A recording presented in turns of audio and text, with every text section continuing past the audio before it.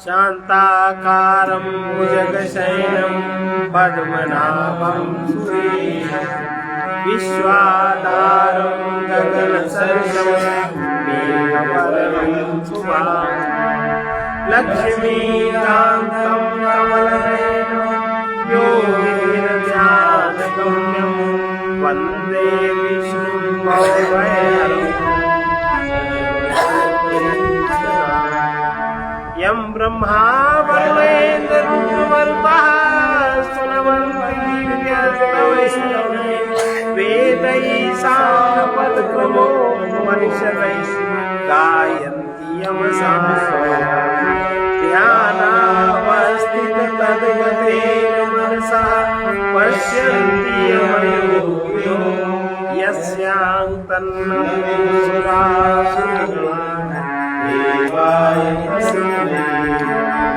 अष्टावक्र गीता का श्लोक है। स्वतंत्रयात् सुखमाप्नोति स्वतंत्रयात् लभते परम् स्वतंत्रया निवृत्तिं गच्छेत् स्वतंत्रयात् परमं पदम्।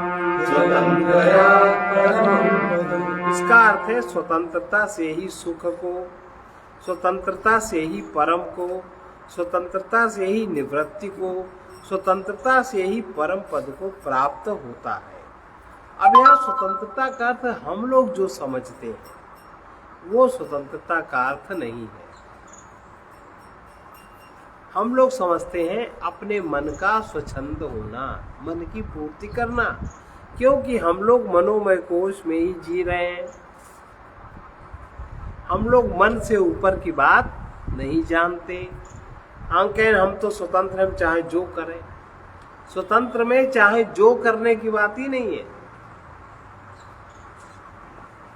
हम लोग मनोमय कोश में जीने के कारण हम लोग केवल हमारे मन की पूर्ति हो, मनमाना स्वच्छंद आचरण करें।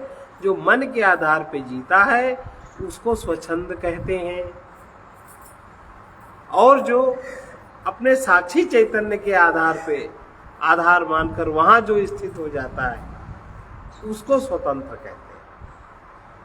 जो स्व की तंत्र व्यवस्था है वो हमारे सारी परतंत्रता को, माने प्रकृति की अधीनता को मिटा देती है। परतंत्रता माने क्या? प्रकृति के अधीन जो सत्व गुण, रजगुण, तमगुण जो प्रकृति है, जो माया है, हमारी स्वतंत्रता सारी माया की अधीनता को मिटा सकती है। ये स्वतंत्रता का अर्थ। अब इसीलिए स्वतंत्रता से ही सुख, जिस सुख को चाहते हो वो सुख स्वतंत्रता से ही मिल सकता है, मन के घर्षण से नहीं मिल सकता। स्वतंत्रता से ही परम को, जिससे आगे कुछ नहीं है, जो वही पूर्ण है, पूर्णता है, वो भी स्वतंत्रता से ही आपको मिलेगा। और स्वतंत्रता से ही जितनी प्रवृत्ति आपकी हुई है भौतिक जगत में, मानसिक जगत में, सारी प्रवृत्ति की निवृत्ति स्वतंत्रता से ही संभव है। और स्वतंत्रता से ही अंत में परम पद को, जो स्वतंत्र पद है, जो आत्म पद है, जो साक्षी पद है, स्वतंत्रता से ही उसको अनुभव किया जा सकता है। ये स्वतंत्रता मनुष्य जीवन में ही पूर्ण हो सकती है। पशु कभी स्वतंत्र नहीं हो सकता। जब मनुष्य में मनुष्यता जागृत होती है तब वो स्वतंत्रता की बात को पहचानना शुरू करता है। अगर मनुष्यता नहीं जागृत है, पशुता जागृत है, असुरता जागृत है, राक्षसता जागृत है, तामसिकता जागृत है, तो आप स्वतंत्र बात समझ ही नहीं सकते। और स्वतंत्र होकर जीवन में पूर्णता पाई जा सकती है। हमारा अहंकार जो परतंत्र हो रहा है, हम परतंत्र नहीं, हमारा अहंकार परतंत्र हो रहा है। और वो अहंकार की परतंत्रता कैसे मिटाई जा सकती है? सेवा के द्वारा। सकाम सेवा करोगे तो जो चाहोगे वो मिलेगा, और निष्काम सेवा करोगे तो आपको परम पद मिलेगा। अहंकार की परतंत्रता सेवा के द्वारा ही मिटाई जा सकती है। लेकिन हम सेवा कब नहीं कर सकते? अगर हम में किसी प्रकार का व्यसन है। व्यसन माने केवल चरस, गांजा, बीड़ी पीना ही नहीं। लोभ भी एक व्यसन है, मोह भी एक व्यसन है, काम भी एक व्यसन है। इसके बिना हम रह नहीं सकते।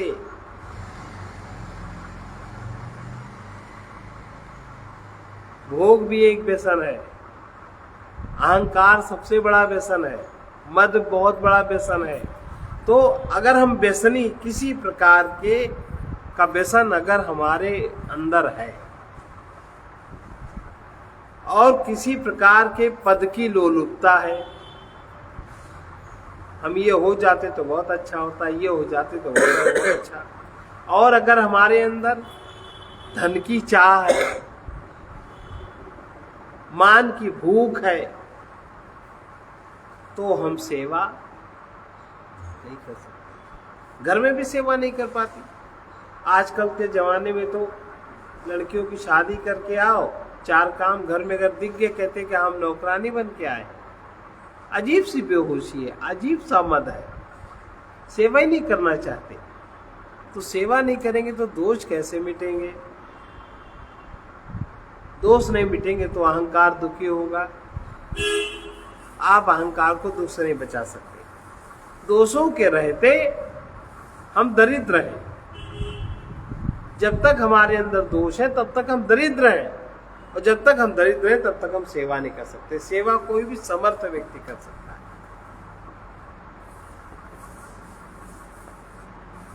सेवा सकाम सेवा या निष्काम सेवा, दोनों प्रकार की सेवा करने के लिए ताकत चाहिए। मानसिक ताकत चाहिए, शारीरिक ताकत चाहिए, बौद्धिक शक्ति चाहिए, अहंकार का समर्पण चाहिए। अगर हमें घर में भी अपना पूरा काम करना है, पति का, बच्चों का सारा करते, तो भी शक्ति चाहिए कि नहीं चाहिए? विवेक चाहिए। और अगर हमारे में दोष है, बहुत दोष है, मान लो हम विचार ही नहीं कर सकते, शरीर में शक्ति नहीं है, मन हमारा बड़ा भोगी, मन हमारा बड़ा चंचल, तो हम दरिद्र हैं, हम सेवा नहीं कर सकते। घर गृहस्थी भी हमारी ठीक से नहीं चल सकती अगर हम सेवा नहीं कर सकते। शरीर रोगी हो जाएगा। जो व्यक्ति कुछ नहीं चाहता, वो उसको ऐसा लगता है कि ये करना हमारा कर्तव्य है, ये हमें करना ही चाहिए, हमारा उत्थान इसी से है। हम आज जहां पर हैं, हम अगर इससे ऊपर उठना चाहते हैं तो हमें सेवा करनी चाहिए। शरीर से सेवा, मन से सेवा, बुद्धि से सेवा, अहंकार से सेवा, जिस प्रकार की सेवा हो उस क्षेत्र को हमें निर्दोष करना पड़ेगा। तभी हम किसी का दुख हटा सकते हैं। अगर हम दोषी नहीं हैं तो हम दुखी नहीं हैं। हम जब दुखी नहीं हैं, हमारे में शक्ति है, सामर्थ्य है, तब हम किसी की सेवा कर सकते हैं। तो फिर हर व्यक्ति का प्रेम हम पा सकते हैं। सारा समाज हमको चाह सकता है, हम अगर अपने को निर्दोष साबित कर देते हैं। इस तरह के लोगों से परोपकार बनता है और वही किसी के दूसरे का दुख भी हटा सकता है, नहीं तो नहीं हटा सकता। जिसको भी जो भी शक्ति मिली है, जो भी सामर्थ्य जिसके पास है, सब उस अनंत से मिली है। जो भी ज्ञान है सब अनंत से मिला है, जो प्रेम है सब अनंत से मिला है। अब इसका सदुपयोग, दुरुपयोग, उपयोग करना हमारे ऊपर है। सदुपयोग तो है किसी का लाभ हो, उपयोग है केवल हमारा ही लाभ हो, और दुरुपयोग है दूसरे की हानि हो, हमारी भी हानि हो। ये दुरुपयोग है, हमारी भी हानि होती है, दुरुपयोग में दूसरे की भी हानि होती है। उपयोग में केवल हम अपना ही लाभ चाहते हैं। इस प्रकार से इनका अगर हम शक्ति का, ज्ञान का, प्रेम का सदुपयोग करना अगर हम सीख जाते हैं तो हम उतना ही दोषों से मुक्त होते जाते हैं। ये क्रम है सेवा करने वाले का। और जितना हम दोषों से मुक्त होते जाते हैं उतना हमारे अंदर असत्य के प्रति द्रोह कम होता जाता है, असत्य के प्रति राग कम होता जाता है, हम सत्य के प्रेमी होते जाते हैं, हमारा राग द्वेष समाप्त होने लगता है, हमारे जीवन में समता आने लगती है और हम सेवा पूरी तरह से हम सेवा करने के योग्य हो जाते हैं। अगर हम बिल्कुल निष्काम सेवक हो गए तो निश्चित है, जैसा कि इस श्लोक में कहा कि स्वतंत्रता से ही परम को प्राप्त करते हैं, सेवा से हम स्वतंत्र होते हैं, स्वतंत्रता से हमें परम गति प्राप्त होती है और स्थिर शांति की अनुभूति होती है। फिर कहीं जाने आने की का कुछ नहीं रहता, कुछ करना नहीं रहता।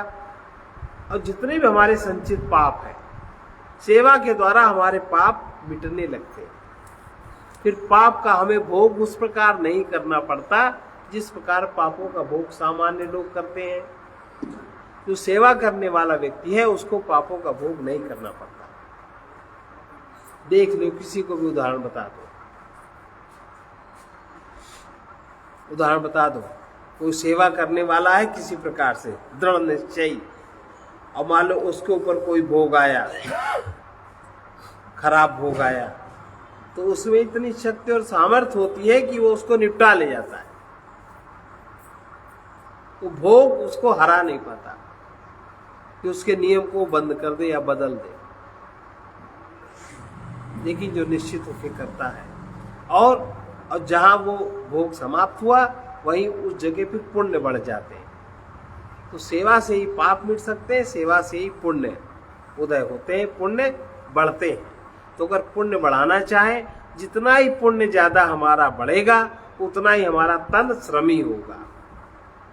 मानसिक पुण्य बढ़ेंगे, हमारा मन संयमी होगा और हमारा हृदय विरक्त होगा, बुद्धि में विवेक जागृत होगा और अंदर हृदय से हम उदार हो जाएंगे, कंजूस नहीं रहेंगे। इसलिए सेवा का करना चाहिए। सेवा त्याग प्रेम, सेवा से त्याग, त्याग से दोषों का त्याग, दोषों के त्याग के बाद फिर प्रेम, इस चीज की प्राप्ति होती है। और फिर हमें सत्य का अनुभव होता है। ऐसे सत्य का अनुभव होता है जिसे पाने का कोई मार्ग नहीं है, जिसको पाने का कोई मार्ग नहीं है। ये अनुभव में आता है जब अज्ञान रूपी दोष हट जाता है कि हमारा स्फुरण ही सत्य में है, हम सत्य से ही स्फुरित हो रहे हैं। किसकी पूजा करेंगे, हम किसको मानेंगे? हम अपने उस केंद्र में स्थित हो जाएं, अपने तक पहुंचने का हमारा स्फुरण जहां से हो रहा है वहां तक पहुंचने का कोई मार्ग है? बताओ, कोई मार्ग? अपने तक पहुंचने का कौन सा मार्ग? हम खाली हो, हमारे अंदर प्रपंच, संसार प्रपंच न भरा हो, जो हमने बना के भर रखा है, तो हम खाली हो जाते हैं और सत्य हमें अभी यहीं उपलब्ध हो जाता है। हम उसी में हैं। बात समझ में आती है। बुद्धि के विवेक होने पर हमारे शरीर का जो देह का भाग है ये भूमि का भाग है। जिस मन से हम मनन करते हैं वो मन हमारा वायु का भाग है। चित्त हमारा जिस चिंतन में व्यस्त रहता है, चित्त हमारा देह का भाग है। बुद्धि जो विचारों में उन्मुक्त रहती है, बुद्धि हमारे तेज का अंश है। और अहंकार मान के भोग में व्यस्त और त्रस्त रहता है। अहंकार हमारे अज्ञान की कल्पना। ये बात समझ में आती है। आकारों को छोड़ते इस प्रकार, अन्यान्य प्रकार के आकारों को छोड़ते ही केवल अहंग ज्ञान शेष रहता है। जहाँ से अहंग स्फुरित हो रहा है वही सत्य है, आत्मा है, परमात्मा है। अब अहंग का स्फुरण कैसे हुआ? परम शुद्ध चैतन्य और महत्व का जहाँ मिलन होता है वहीं पर अहंग का स्फुरण होता है। प्रकृति से जब पहली बार शुद्ध चैतन्य का मिलन प्रकृति में जब छाया पड़ती शुद्ध चैतन्य की महातत्व में, जो सबसे सूक्ष्म तत्व है, प्रज्ञा तत्व है, तब वहां पर अहं का स्फुरण होता है। वो अहं ज्ञान ही आकारों को छोड़ते अहं ज्ञान ही शेष रहता है। जहां अहं ज्ञान स्फुरित हो रहा है वही सत्य है, आत्मा है, परमात्मा है। परमात्मा को कहीं भी मानकर आप अहंकार को समर्पित कर सकते हो। आत्मा से विमुख देहाभिमानी अहंकार रावण के अनुयायी है। जो आत्मा से विमुख अहंकार है, भले वो भगवान को माने, अगर वो इस तत्व को नहीं समझता तो वो रावण का ही अनुयायी है। क्या रावण शंकर भगवान को नहीं मानता था? किसको नहीं मानता? सबको मानता था ना। वो तो रावण तो इतना मानता था सबको कि सब देवी देवता उनके यहाँ सेवा करते थे, भय से नहीं, उनकी युक्ति से, उनके ज्ञान से, उनकी टेक्निक से। जिसको चाहता, जो उनसे विपरीत रहता, उसको बांध बूंद देता था, जो उसके अनुकूल रहता था उसको खुला छोड़ देता। तो आसान है, आज कोई ऐसा कर सकता है? बताओ। तो कितना शक्तिशाली था, लेकिन आत्मा से विमुख देहाभिमानी था। अहंकार रावण के अनुयायी है। ब्रह्म सृष्टि जहाँ लगी तनुधारी, ब्रह्म सृष्टि जहाँ लगी तनुधारी, दश मुख वशवर्ती नरनारी, दश मुख दश मुख, 5 ज्ञानेंद्रिया, 5 कर्मेंद्रिया सब इन्हीं के वश में तो है। यही 10 मुख। जिस प्रकार प्रकाश की सभी कलाएं पूर्ण होती हैं उसे पूर्णिमा कहते हैं। ज्ञान की सभी कलाएं पूर्ण होने पर वो गुरु पूर्णिमा मानी जाती है। ज्ञान की जहां सभी कलाएं पूर्ण होती हैं, और ज्ञान भी प्रकाश है। ये दिखता है भौतिक प्रकाश है, और ज्ञान का प्रकाश दिखता नहीं, आध्यात्मिक प्रकाश है। जिस ज्ञान से सभी संताप मिट जाते हैं वही गुरु ज्ञान की पूर्णता का ज्ञान, संताप मिट जाता है। ऐसा संताप मिटने वाला सत्संग किया नहीं जाता, होता है। असत के पूर्ण त्याग में सत्संग स्वतः होता है। अहंकार असत्संगी है, उसी को सत्संगी होना है। जो नित्य है, निरंतर है, न आता है न जाता है, इस है का संग ही सत्संग समझना चाहिए। जो नित्य प्राप्त है, सर्वत्र विद्यमान है, सतचित तत्व को जो जानता है वही सत्संगी है। सतचित, ये 2 तत्व को जो जानता है वही सत्संगी है। इस सत्संग के लिए कहीं जाने की, किसी श्रम की आवश्यकता नहीं है। जहाँ हम हैं वहीं सत है, जहाँ हमारा या मेरा की प्रतीति है वहीं असत्संग है। ठीक है। जो नित्य सुलभ सत है आसान नहीं पाना, जो नित्य सुलभ सत है आसान नहीं पाना, आसान भी इतना है बस पड़ता ही है, आसान भी इतना है बस पड़ता ही है। ये अहंकार पर्दा अपना ही बनाया है, ये अहंकार पर्दा अपना ही बनाया है, अधिकार नहीं जिस पर कोई अपना माना, अधिकार नहीं जिस पर कोई अपना माना। नित्य सुलभ सत है आसान नहीं पाना, नित्य सुलभ सत है आसान नहीं पाना। हम विमुख भले ही वो कब दूर नहीं हमसे, हम विमुख भले ही वो कब दूर नहीं हमसे। संभव है इस अज्ञान को ज्ञान से मिटाना, संभव है इस अज्ञान को ज्ञान से मिटाना।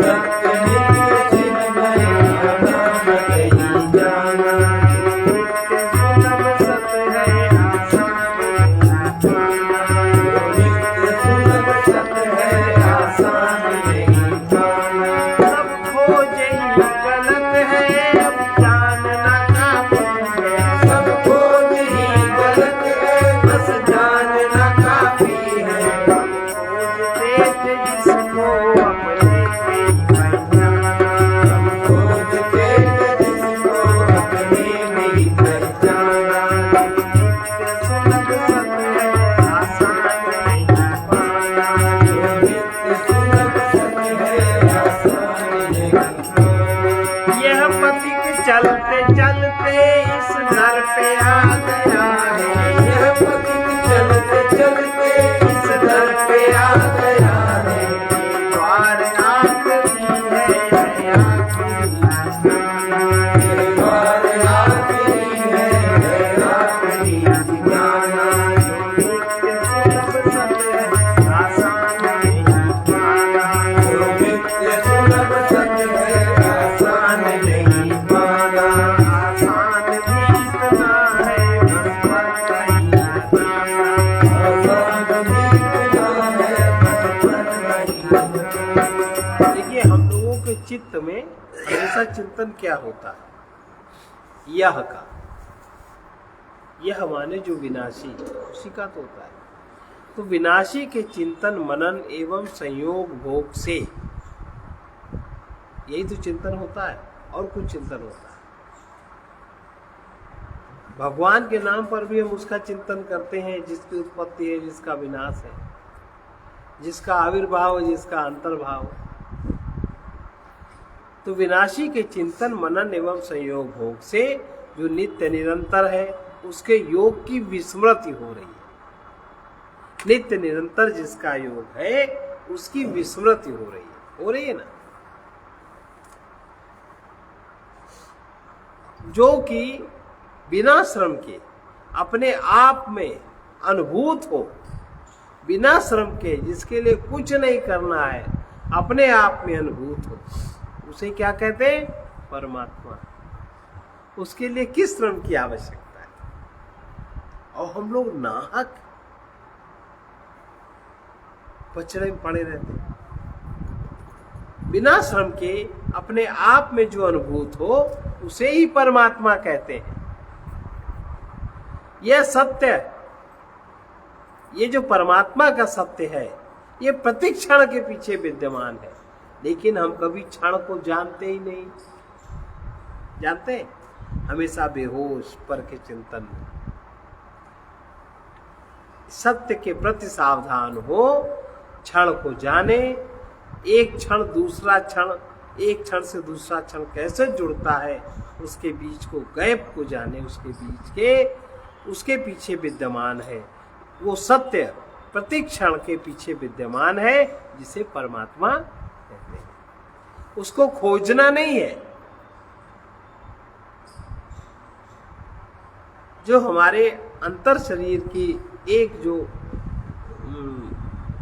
क्रिया है, चाह जिसको कहते हैं, चाह, केवल चाह रहित होकर, चाह रहित हुए नहीं, कि जो प्रत्येक क्षण के पीछे विद्यमान सत्य है, उसका अनुभव हुआ नहीं। तो चाह रहित हम जिस क्षण हो जाएं, ऐसा प्रयास करना चाहिए। चाह की पूर्ति का प्रयत्न नहीं करना चाहिए। चाह रहित होकर इसका अनुभव करना है। और संसार में बुद्धि से क्या जानना है? चाह रहित हम कब होंगे? चाह रहित हम कब होंगे? जब संसार में अपना कुछ नहीं है, ये बात हमें समझ में आ जाएगी। संसार में ये जो हमने बनाया अपना संसार है, इसमें अपना कुछ नहीं। जब ये बात समझ में आ जाएगी, सब परमात्मा का है, हम परमात्मा के हैं, तभी अचाह जागृत होगी, तभी हमें कुछ नहीं चाहिए, तब ये बात घटित होगी।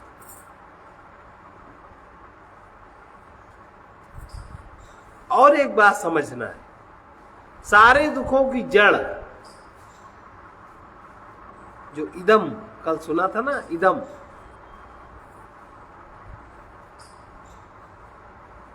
ये जो इदम है हमारे आसपास, ये मेरा है।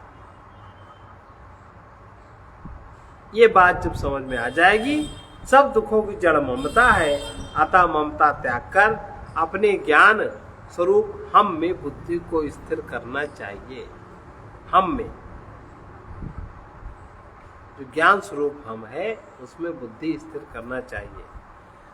अपने चेतन स्वरूप को भूल कर रूप में आसक्त न बनो, नहीं तो बहुत पछताओ।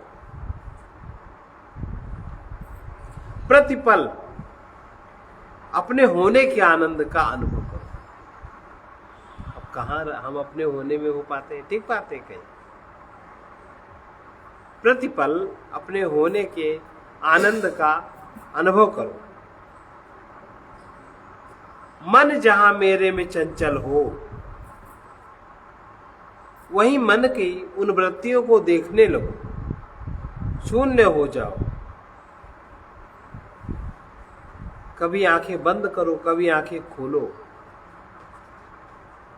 स्थिरता आ जाएगी। उसी काल में, उसी समय जब कोई संकल्प उठे ऐसा करना है, ऐसा करना है, ऐसा करना, तब देखो कि वो जो संकल्प उठ रहा है, वो क्रिया, वो कार्य हम किस लिए कर रहे हैं? अपने सुख के लिए कर रहे हैं, तब तो भोग है। दूसरों के लिए कर रहे हैं, दूसरे के सुख के लिए कर रहे हैं, वो क्रिया जो संकल्प हमारे अंदर उठ रहा है, वो क्रिया हम अगर अपने सुख के लिए कर रहे हैं तब तो भोग है। अगर वो क्रिया दूसरे के सुख के लिए कर रहे हैं तब तो पुण्य है। और अगर दूसरे के हित के लिए कर रहे हैं तब धर्म है। ये तीन बातें, अपने सुख के लिए किया हुआ कर्म भोग, दूसरे के सुख के लिए किया हुआ कर्म पुण्य, दूसरे के हित के लिए किया हुआ कर्म धर्म। किसी वस्तु व्यक्ति को अपना मानने से और सुखद मानने से क्यों नहीं मानना चाहिए किसी वस्तु व्यक्ति को अपना?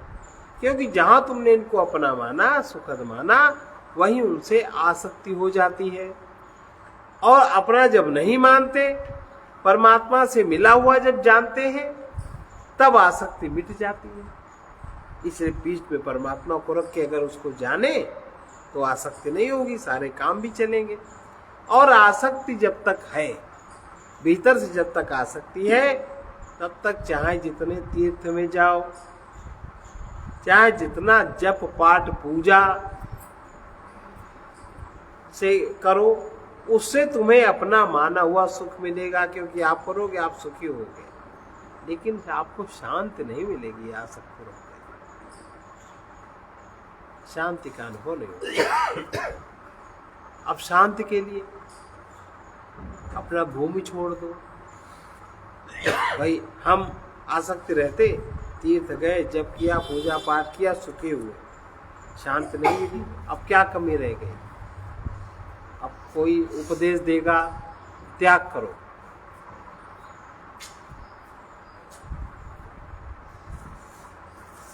है ना? त्याग करो। क्या त्याग करो?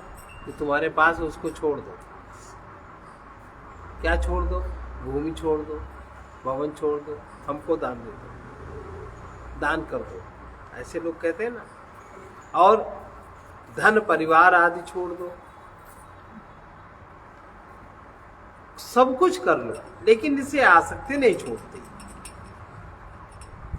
आसक्ति नहीं मिटती। आसक्ति तो मिटती है जब मेरा कुछ नहीं मानोगे, अपना कुछ भी न मानने से आसक्ति मिटती है। और अपने सुखद स्वरूप को निरंतर सुलभ देखो और अपने स्वरूप में रहने का अभ्यास बनाओ, अपने सुखद स्वरूप को। कैसे करेंगे? हम कहो और उसी हम में बुद्धि को ठहराओ।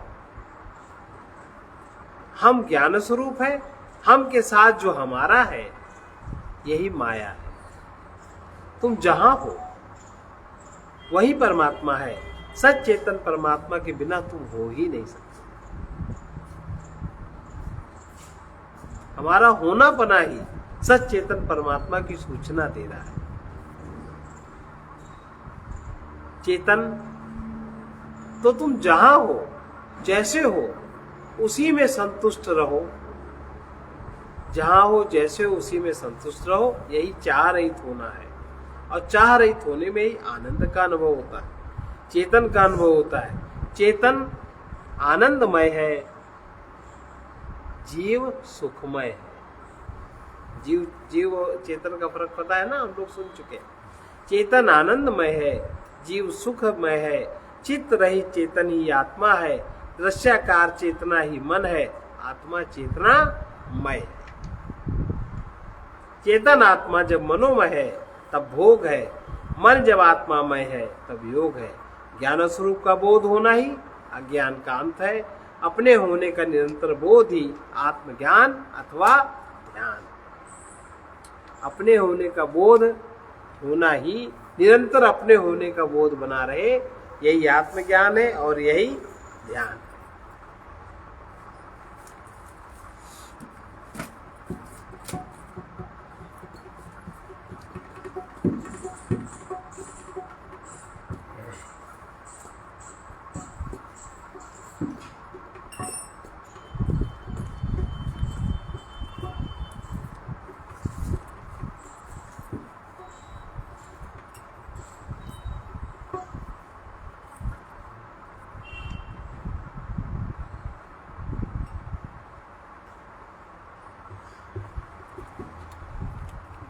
चित में यदि चाह न रह जाए, फिर कुछ दुख न रह जाए।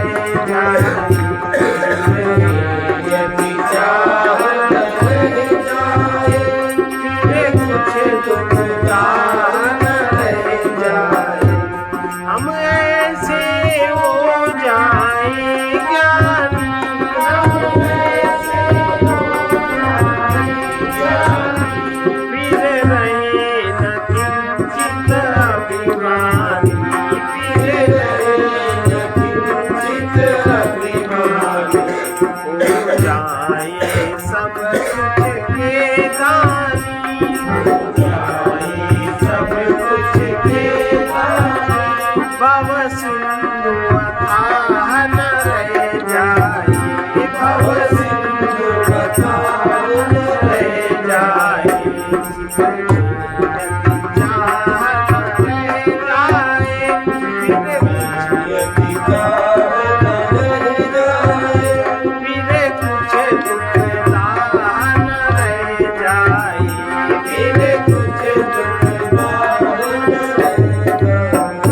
सब भांति सदा संतोष है, सब भांति सदा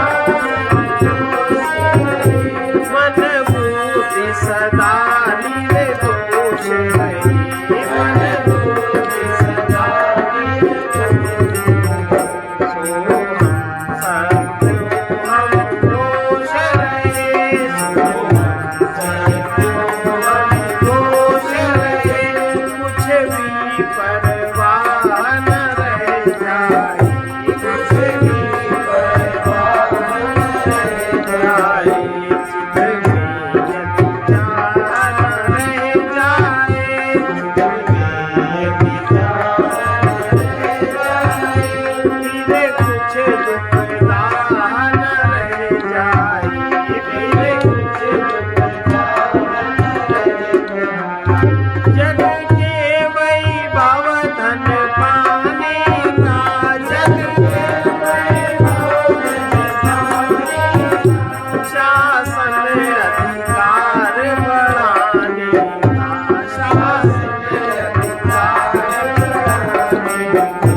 फिर किसी और भी जाने का, फिर किसी और भी जाने का। कुछ भी उत्साह न रह जाए, कुछ भी उत्साह न रह जाए।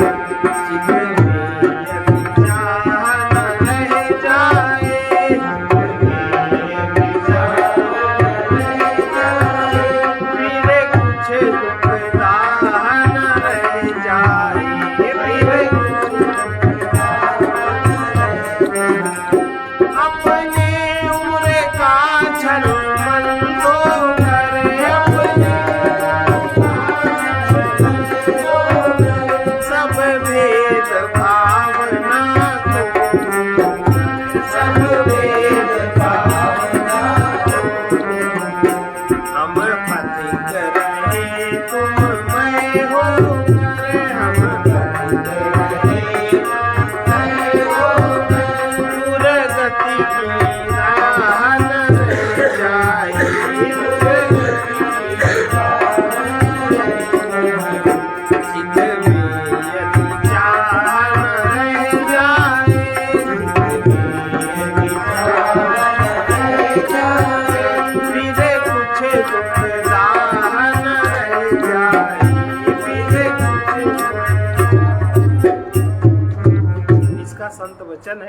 के संग से अभाव प्रतीत होता है, तभी अभाव पूर्ति की चाह होती है।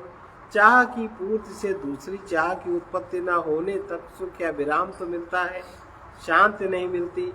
जब चाह नहीं रहती तब विश्राम मिलता है।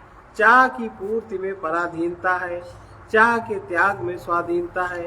जो हीरा पा जाता है वो कांच का त्याग कर देता है। परमानंद का योगी ही सुखभोग की चाह छोड़ता है।